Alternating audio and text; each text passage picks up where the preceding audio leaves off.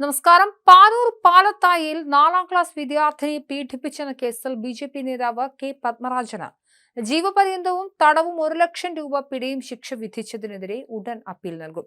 പിഴ അടച്ചില്ലെങ്കിൽ 1 വർഷം കൂടി തടവ് ശിക്ഷ അനുവദിക്കണം. ഇതിനു പുറമെ പോക്സോ കേസ് പ്രകാരം 2 വകുപ്പുകളിലായി 40 വർഷം തടവും 1 ലക്ഷം രൂപ പിഴയും അടയ്ക്കണം. ആകെ 2 ലക്ഷം രൂപ പ്രതി അടയ്ക്കണമെന്ന് കോടതി വിധിച്ചു. ഇയാൾ കുറ്റക്കാരനാണെന്ന് തലശ്ശേരി അതിവേഗ പ്രത്യേക കോടതി കഴിഞ്ഞ ദിവസം കണ്ടെത്തിയിരുന്നു.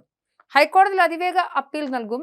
ബി.ജെ.പി. തൃപ്പങ്ങേട്ടൂർ പഞ്ചായത്ത് മുൻ പ്രസിഡന്റ് കടവത്തൂർ മുണ്ടത്തോട്ടെ കുറുങ്ങാട് ഹൌസിൽ കെ പത്മരാജനെയാണ് ജഡ്ജി A.T. ജലജ റാണി കുറ്റക്കാരനെന്ന് കണ്ടെത്തി ശിക്ഷിച്ചത്.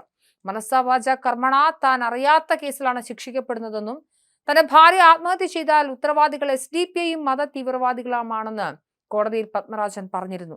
ഈ വാദത്തെ മുഖവിലക്കെടുത്താണ് പരിവാർ സംഘടനകൾ അപ്പീൽ നീക്കം സജീവമാക്കുന്നത്.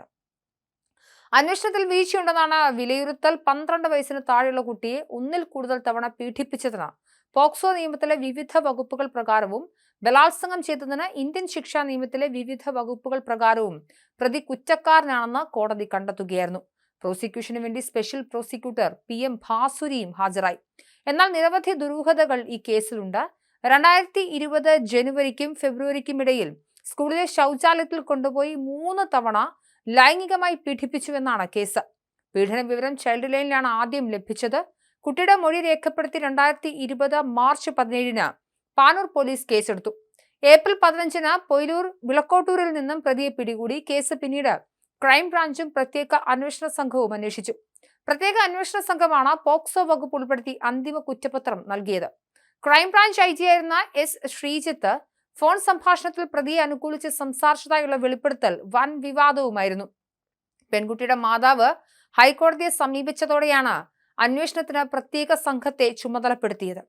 തീരമേഖല ADGP EJ Jayarajan, assistant commissioner TK Ratnakumar എന്നിവരുടെ നേതൃത്വത്തിലുള്ള പ്രത്യേക സംഘം 2021 മെയ്യിൽ അന്തിമ കുറ്റപത്രം നൽകി. ഇതിൽ രത്നകുമാർ ശ്രീകണ്ഠാപുരത്തെ CPM സ്ഥാനാർത്ഥിയാണ്. നവീൻ ബാബു കേസ് അന്വേഷിച്ചതും ഇതേ രത്നകുമാറാണ്. മാർച്ചിൽ വിരമിച്ച രത്നകുമാർ ശ്രീകണ്ഠപുരം നഗരസഭയിലെ കോട്ടൂർ വാർഡിലാണ് മത്സരിക്കുന്നത്.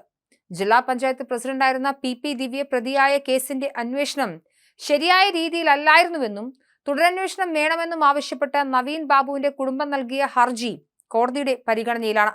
പാലത്തായി കേസിൽ 2020 മാർച്ച് 16-ന് തലശ്ശേരി DYSPക്ക് ലഭിച്ച പരാതിയിലാണ് തുടക്കം.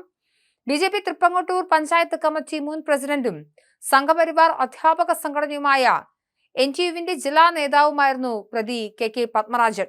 പെൺകുട്ടിയെ സ്കൂളിലെ ശുചിമുറിയിൽ വെച്ചും മറ്റൊരു വീട്ടിൽ വെച്ചും ലൈംഗികമായി പീഡിപ്പിച്ചു എന്നതായിരുന്നു പരാതി.